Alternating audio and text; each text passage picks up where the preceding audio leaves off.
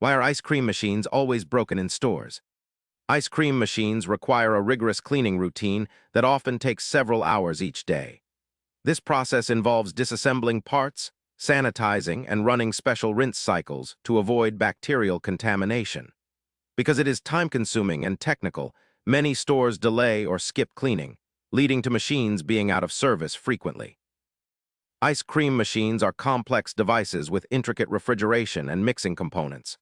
They often have sensitive sensors and heating elements that can easily malfunction. Many store employees are not trained technicians, so even minor issues can keep the machine offline until a specialist can fix it, which can take days. Certain ice cream machine manufacturers impose strict restrictions on who can perform repairs. Only authorized technicians can fix or service the machines, and stores must wait for these specialists to arrive. This exclusivity increases downtime and makes it harder for stores to keep machines running smoothly. Running an ice cream machine is costly. Maintenance fees, replacement parts, and the extensive cleaning process all contribute to high operational expenses.